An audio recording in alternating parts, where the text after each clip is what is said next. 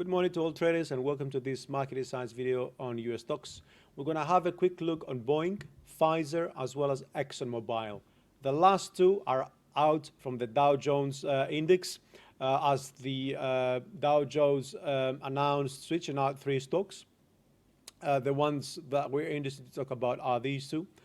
And they actually cited, they were prompted by Apple's decision for 4-to-1 split, which actually is going to reduce the index's tech sector weighing, right? Now, do not forget that travel stocks around these days at least are moving along with vaccine stocks.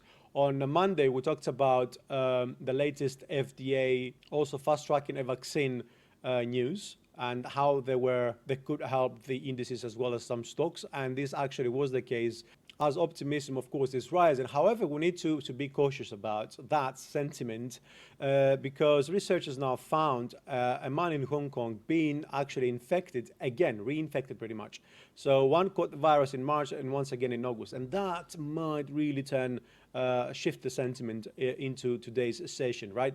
Now, the other thing we need to keep an eye on, apart the Jackson Hole summit on Thursday, is that the Republican convention has now started. Trump, of course, went out trying to defend his handling of the pandemic in an attempt of folks to deflect criticism from Joe Biden last week. However, we really need to focus on the fact that Trump is really facing many issues, many problems. US-China trade war. We have the TikTok issue that seems to be developing into a legal case now, as TikTok yesterday filed a legal challenge opposing the Trump administration, saying that the decision was politically motivated rather than anything else.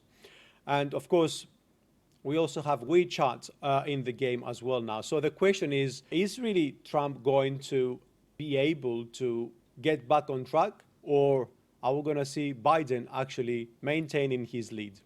I want to go ahead today and start with the ExxonMobil, right?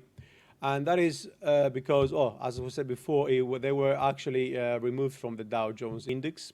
Now, I want to go down on the 4 days chart a little bit so that you are actually able to see the long-term view here. I'm looking at this is an expanded flat, right? So, and then we're looking prices to move all the way up. So there's two scenarios I'm looking. One is that 1, 2, 3, 4, 5 and ended here. But it doesn't look like this is the case, despite the fact that we really got on the 30-50, which is the 61.8 Fibonacci extension of this expanded flat move, right? Which is exactly what we've been expecting. But because this doesn't look like a 5 move yet, it looks only like 3 waves and 4 actually have been done. I think this is 1, 2. This is a running flat again, and this is 3, and this is a sharp 4. The rule of alternation respected, and then we're going to see another move to the downside, really take out the 78.6 Fibonacci retracement of waves 3 and 5 at 29.50, and then move all the way up for the final wave of 5.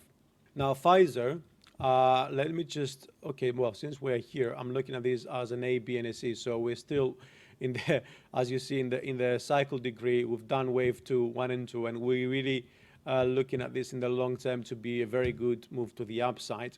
Now, going down lower on the 1-day chart, yeah, I think we've ended the 50 Fibonacci retracement here with a double zigzag. This is wave 1, wave 2, 1, 2, 3, 4, 5. I'm expecting this to be the end of minor wave 1, and then we're going to get minor 2 and then move all the way up. So we're looking at least the 46 level in the medium term, right? We haven't done wave 1 yet, so this looks like to me a triangle pattern. So one move and then a correction for wave 2 and then all the way up. Now you might ask, well, Pfizer was reshuffled out from the Dow Jones Industry Index, but I don't really think that is going to play such an important role, to be honest. As we've also seen yesterday, I think what we really need to pay attention is how the pharmaceuticals company is performing in an environment of COVID. And the other one I wanted to have a quick look is Boeing, because as I said yesterday, following the news from the weekend, Boeing was supported as well, right? So you can see this spike over here. That is expected because now with the an antiviral coming into play, the treatment, let's say, well, this is expected to increase travel, right? So these again 345, I believe we are done here. So the fact that this looks corrective makes me believe that this is a W, X, and Y, right? So I think 1, 2, 3, 4, 5.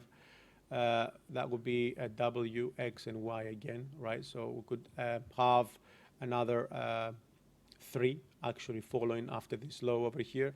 And I'm looking at, well, perhaps it would be a good idea to add the 38 as well over here. So we could go to 86 and then move all the way down. This is where we're going to finish the ABC correction, okay, and then continue all the way up. So after we get to the 76 or so, double bottom perhaps, or just a very slight move below the previous low, then we should be looking for price to move up. Of course, we need to have some good signs over here, right? Now, the other scenario is that this is an ABC. We ended down here, and this is some sort of corrective impulse. So it will be 1, 2.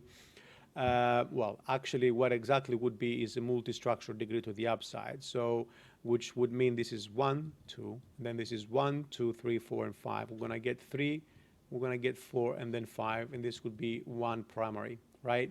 But I doubt this is the case, to be honest, because these structures are usually corrective rather than multi-impulse moves. Now, on the shorter down, a little bit down on the 4 hours, we can see that we've just broken out of this trend line, right?